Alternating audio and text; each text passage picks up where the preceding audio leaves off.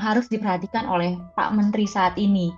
Jangan hanya memaksakan pajak ke masyarakat menengah dan ke bawah yang semakin mencekik. Ini sangat menyakiti hati masyarakat karena yang Bapak lihat adalah teman-teman di sekeliling Bapak yang mungkin itu orang-orang super kaya. Kita tunggu Mbak sampai 3 bulan ke depan karena beliau juga berjanjikan 3 bulan ke depan beliau akan memperbaiki perekonomian Indonesia.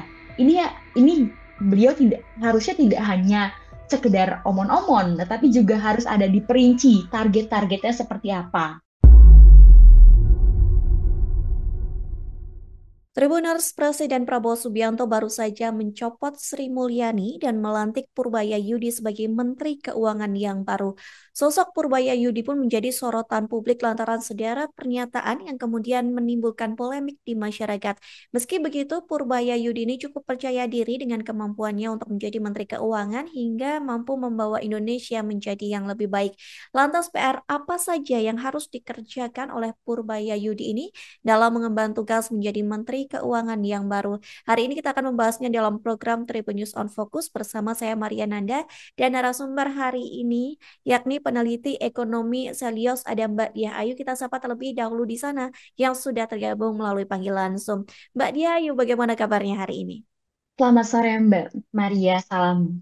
Saya baik, semoga Mbak Maria dan juga pendengar baik juga. Alhamdulillah Mbak Diah, langsung saja kita ke topik pembicaraan kita hari ini begitu ya. Apakah ditunjuknya Purbaya ini secara kapabilitas cukup menjadi angin segar begitu untuk pengganti dari Sri Mulyani yang sudah bertahun-tahun begitu ya menjadi Menteri Keuangan. Dan secara pribadi bagaimana Mbak Diah sendiri ini melihat sosok Purbaya Yudi Sadewo?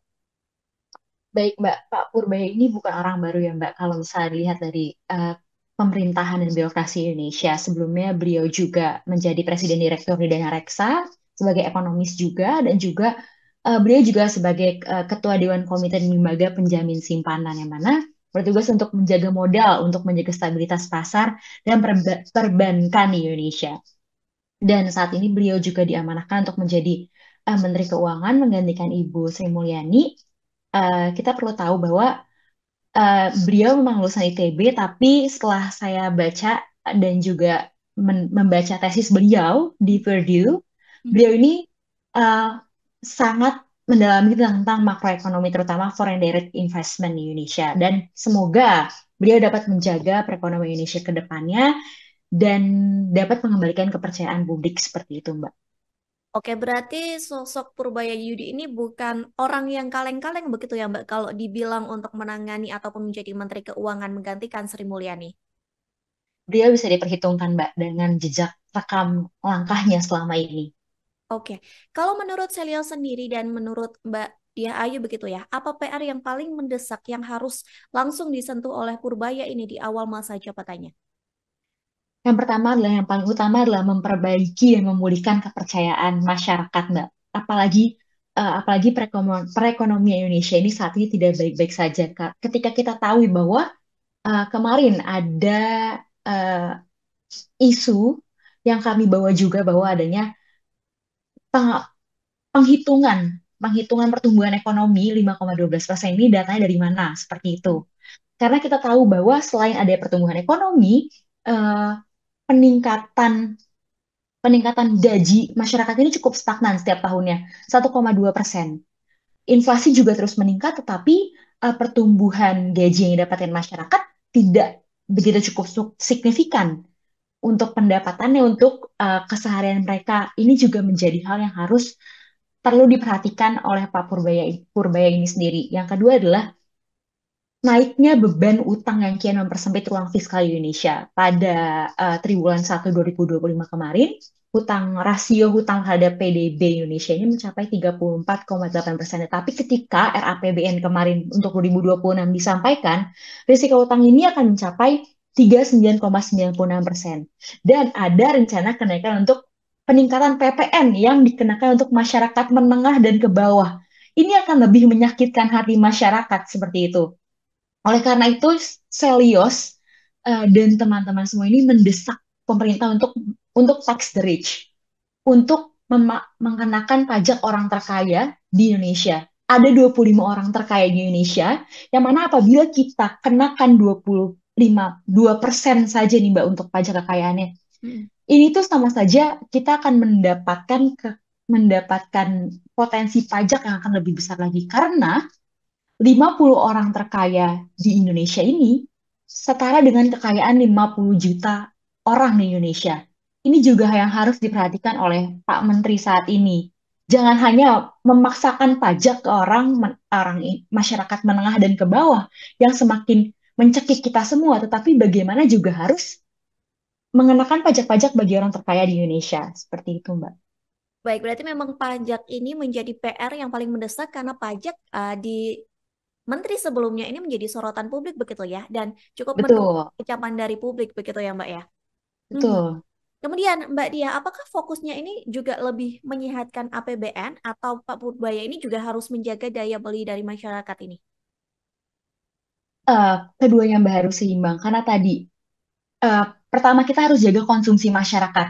Kalau misalnya inflasi sekian meningkat, kan harga beras makin naik, harga bahan Hmm. pokok makin mahal, dan juga balik kembali lagi tadi per tahunnya kenaikan gaji tidak begitu naik signifikan. Bagaimana masyarakat mau membeli membeli bahan pokok untuk sekedar ke UMKM, ke warung kelontong, itu uangnya tidak akan muter Mbak karena kan seperti yang banyak Kementerian UMKM bilang, Kementerian Koordinator Ekonomi bilang bahwa 60% PDB dari Indonesia ini dihasilkan oleh UMKM.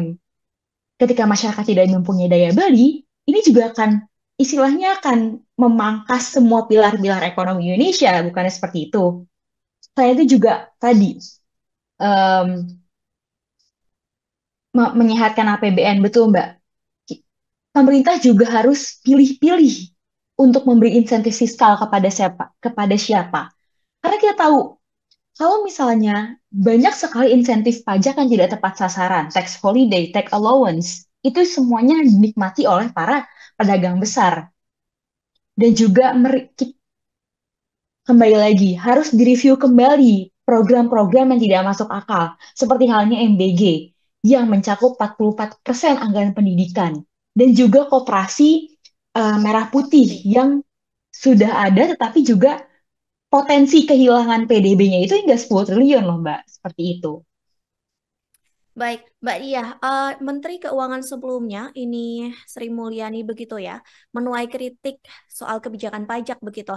Menurut dari Mbak Dia sendiri, reformasi pajak dan birokrasi keuangan, seberapa realistis ini bisa dijalankan di bawah kepemimpinannya?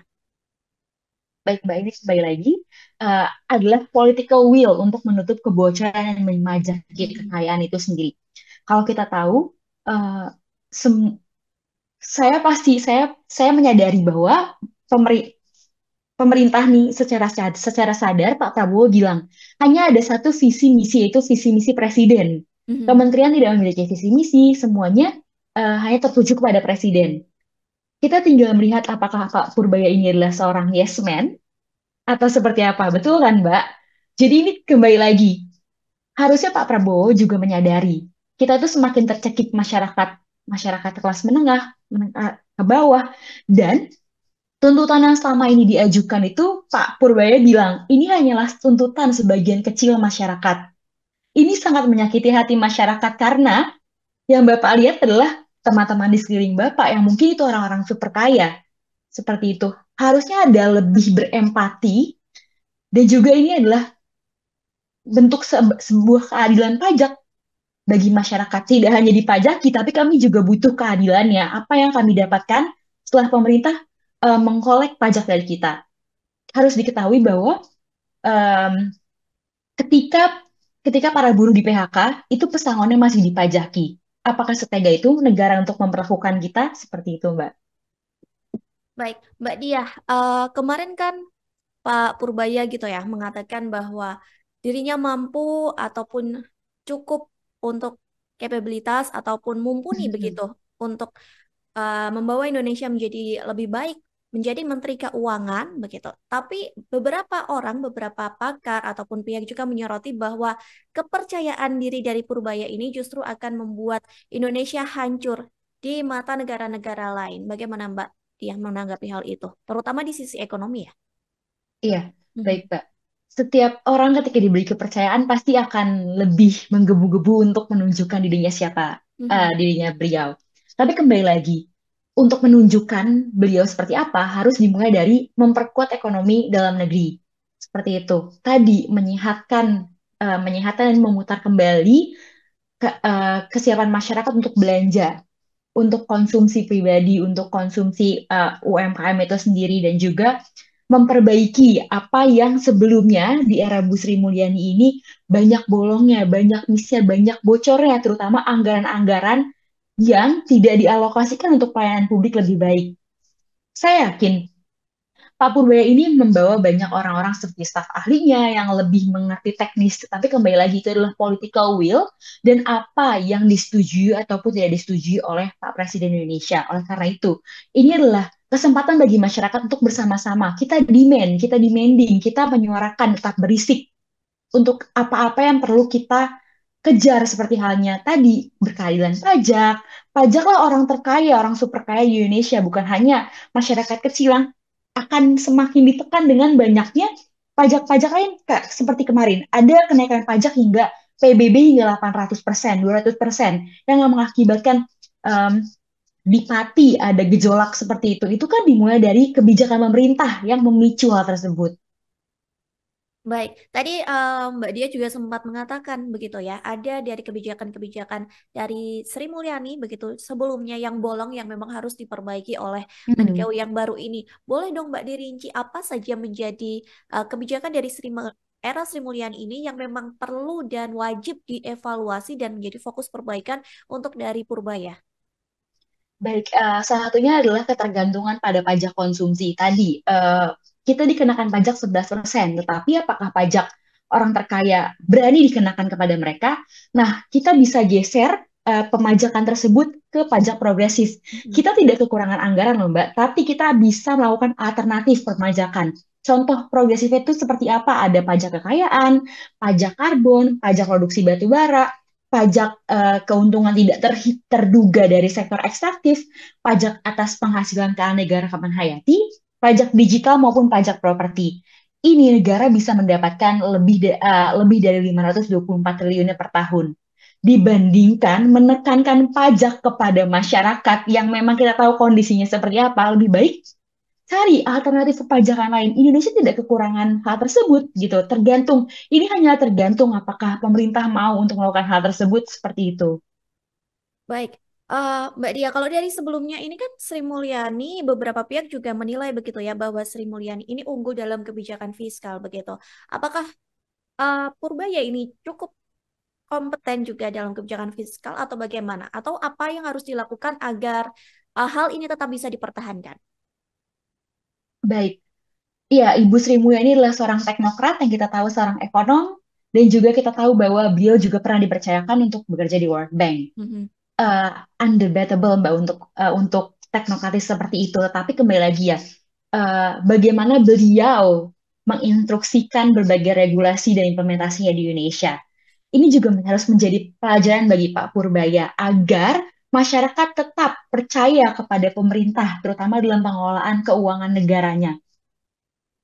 Saya secara pribadi belum pernah melihat secara langsung bagaimana Pak Purbaya menerapkan regulasi-regulasinya tersebut.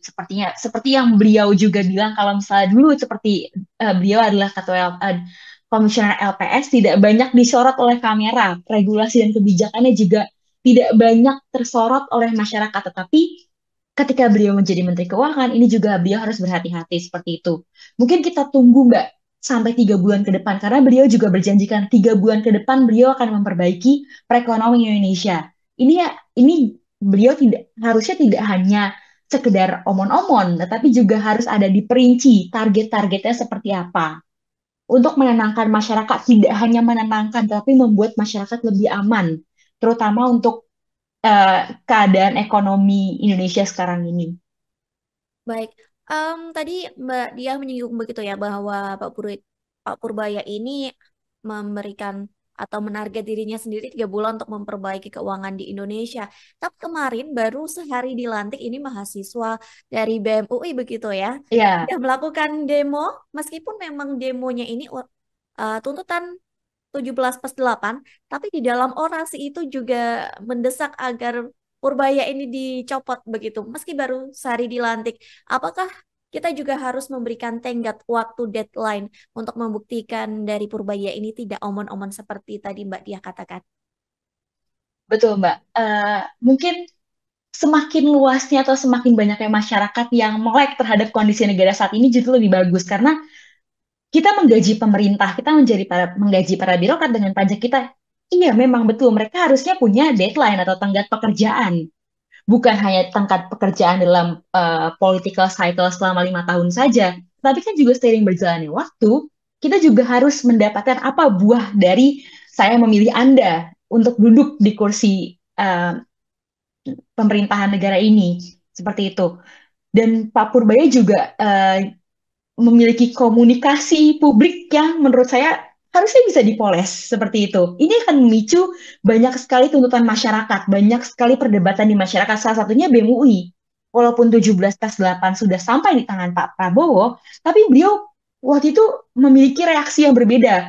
Saya belum baca semuanya, saya belum mengetahui semuanya. Seharusnya hal-hal tersebut tidak perlu dikomunikasikan kepada publik. Pak Purbaya juga harus mendorong transparansi, tidak hanya transparansi dalam ucapan beliau di publik, tetapi juga transparansi anggaran. Bagaimana pengelolaan anggaran, penggunaan anggaran untuk pelayanan publik, dan juga adanya evaluasi dari beban fiskal yang selama ini sudah terjadi. Baik, soal tuntutan 17+8 juga kemarin yang menjadi poin penting ataupun poin yang disorot oleh publik adalah soal tunjangan DPR, begitu ya. Betul. Yang mana juga itu mengarahnya kepada Menteri Keuangan. Bagaimana Mbak Dia sendiri melihat tunjangan fantastis dari DPR ini dan bagaimana peran serta Purbaya yang baru saja menjabat menjadi Menteri Keuangan ini untuk menyelesaikan persoalan tunjangan tersebut? Betul, Mbak. Ketika kita tahu bahwa tunjangan DPR ini sangat fantastis dan bisa mereka membawa pulang lebih dari 108 juta dan take home pay-nya sampai 58 juta, Mhm. dan bahkan sudah direvisi, take home pay-nya pun 68 juta. Bahkan ada beberapa tunjangan yang ikut naik. Dan bahkan ada indikator-indikator yang sebelumnya tidak ada tapi tiba-tiba muncul. Mhm. Ada seperti tunjangan kehormatan, hormat seperti apa yang harus ditunjangi, seperti itu ada peningkatan komunikasi publik, tetapi komunikasinya justru masih dipertanyakan. Pak Purbaya juga harus secara tegas dan cepat untuk mencabut fasilitas PPh 21, Mhm. yang mana PPh 21 ini mengcover adanya pajak bagi DPR dan pejabatnya. Jadi mereka tidak membayar pajak. Seperti itu. Ini yang harus dilakukan Pak Purbaya, cabut fasilitas tersebut, biar mereka bayar pajak. Seperti yang tadi saya sudah sebutkan bahwa buruh yang kena PHK saat ini pun pesangonnya masih dipajaki. Sejak tahun 2024 hingga tahun 2025 ini, PHK PHK meningkat cukup tajam dan adanya perbedaan data eh, dari Kementerian Ketenagakerjaan dengan data dari organisasi itu beda. Lebih banyak PHK yang terrecord oleh organisasi dari pekerja buruh Indonesia. Ini yang harus dilakukan oleh Pak Purbaya. Cabut fasilitas PPh 21 tersebut agar para DPR dan pejabat bayar pajak sesuai dengan pajak kekayaan progresif seperti itu. Baik, Mbak Diah, bagaimana soal tantangan Menteri Keuangan begitu ya, ketika mereka harus menyeimbangkan anggaran subsidi energi dan program untuk perlindungan sosial? Baik, Mbak, keduanya ini harus berjalan untuk selalu berjalan beririsan. Kita tahu bahwa banyak sekali program-program pelayanan publik atau proyek-proyek yang baru di kepemimpinan Pak Prabowo ini yang kurang teknokratis dan tidak berbasis bukti dan bisa dialihkan untuk subsidi tadi untuk subsidi Energi. sosial Mm-mm. maupun energi. Seperti contoh, kita tahu bahwa tadi adanya produksi batu bara yang besar di Indonesia. Mhm. Itu bisa kita kenakan pajak untuk subsidi energi Indonesia. Seperti halnya pensiun dini PLTU batubara itu juga bisa kita kalkulasikan penerimaan negaranya berapa dan keuntungannya seperti apa. Jadi itu akan menutup pajak-pajak yang seharusnya dipajakan tadi untuk pada masyarakat untuk menaikkan pajak hingga 12% ke masyarakat. Itu itu itu itu bisa menjadi salah satu pajak alternatif yang diterapkan di Indonesia, Mbak. Oke, kalau soal langkah cermat yang sekiranya bisa diambil oleh Purbaya untuk melakukan reformasi subsidi agar lebih tepat sasaran, bagaimana menurut Mbak dia? Baik, Mbak. Satu, kelemahan Indonesia. Walaupun sudah ada satu data platform oleh Mhm. Bappenas, kita tetap saja tidak memiliki satu data yang benar-benar satu data antar lintas kementerian. Mhm. Pak Purbaya memang harus mengaudit kebocoran data tersebut, targeting sudah sesuai atau belum, dengan adanya matching data lintas kementerian, Mbak. Reformasi subsidi ini bukan hanya sekedar bukan hanya sekedar kewajiban memberikan bagi mereka yang tidak bisa atau berada di bawah garis kemiskinan, tapi juga bagaimana untuk memeratakan, memberikan keadilan. Karena banyak sekali misal keluarganya Pak Kades dapat juga karena beliau bisa memasukkan kuotanya. Mhm. Ini kan karena tidak adanya matching data dan juga updating data secara langsung dibandingkan untuk alokasi dananya untuk proyek-proyek yang tidak langsung terjun ke masyarakat, pelayanan publik yang belum tentu ada hasilnya dan evidence base-nya belum dipertanyakan. Bagaimana kalau misalnya kita betul-betul mengaudit pelayanan publik tersebut, mengaudit reformasi subsidi tersebut, terutama untuk tadi yang harusnya dapat subsidi, hampir 50% masyarakat Indonesia ini ada di outlier, Mbak, tidak mendapatkan subsidi, padahal mereka sebenarnya harus mendapatkan subsidi. Oke, kalau strategi menurut Mbak Diah yang harus ditempuh Hmm. oleh Purbaya ini untuk menjaga arus investasi masuk begitu ya di tengah ketidakpastian global ini, apa yang harus dilakukan ataupun strategi yang harus ditempuh oleh Purbaya ini? Pertama adalah jaga kepercayaan para investor. Mhm. Bagaimana investor mau masuk ketika mereka tahu bahwa banyak sekali regulasi yang tumpang tindih, yang tidak relevan satu sama lain, bahkan regulasinya adalah membebankan, tidak adanya ease of doing business, Mbak, seperti itu. Kita tahu banyak sekali pajak-pajak atau hidden fees yang dikenakan di Indonesia itu sendiri. Ini Mhm. adalah langkah untuk Pak Purbaya, tidak hanya memberikan tax allowance, tax holiday untuk menjangkit para investor untuk menanamkan modal Indonesia, tapi beliau juga harus memastikan bagaimana adanya mekanisme regulasi yang transparan dan adil. Ini termasuk tidak hanya berlaku bagi para chain besar di perusahaan asing, tapi juga segelintir pelaku usaha. Terutama rente ekonomi itu sendiri harus diputus.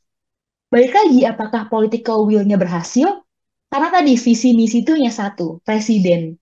Ini bagaimana Pak Purbaya ini kita harapkan bukan hanya seorang yang yes man, tetapi juga memikirkan ke depannya seperti apa untuk Indonesia, tidak tidak terutama tidak memberikan ruang untuk monopoli sektor tertentu agar terciptanya arus investasi yang lebih baik di Indonesia. Oke, terakhir Mbak Diah, bagaimana kemudian Purbaya ini bisa menyeimbangkan begitu ya antara pertumbuhan ekonomi yang tinggi dan pemerataan kesejahteraan dari rakyat Indonesia sendiri? Baik ya, Mbak. Yang pertama adalah percepat proyek nilai tambah, bukan hanya sekedar ekstraktif. Mhm.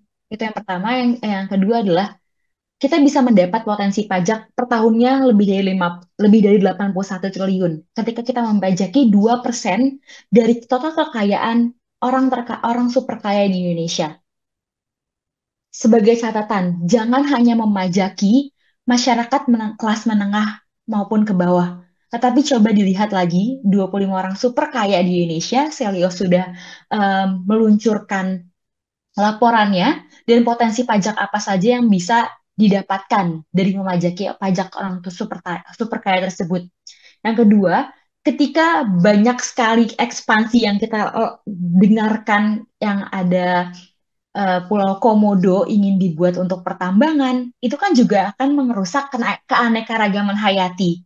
Kita kenakan pajak atas pengelolaan sumber daya keanekaragaman hayati. Ketika kita mengambil apa yang dinikmati oleh negara, kita harus memajaki hal tersebut. Tapi bukan berarti membenarkan untuk pengelolaan tambang di kawasan Komodo tersebut. Seperti itu, Mbak. Dan juga adanya mungkin disiplin APBN tadi, dilihat kembali subsidi apa yang telah diberikan oleh pemerintahan Kementerian Keuangan di zaman Ibu Sri Mulyani dan apa yang perlu dievaluasi kembali di zaman Pak Purbaya terutama untuk tadi tax allowance, tax holiday, yang sebenarnya ada hidden fee lebih dari belanja pajak tuh 400 sampai 500 miliar.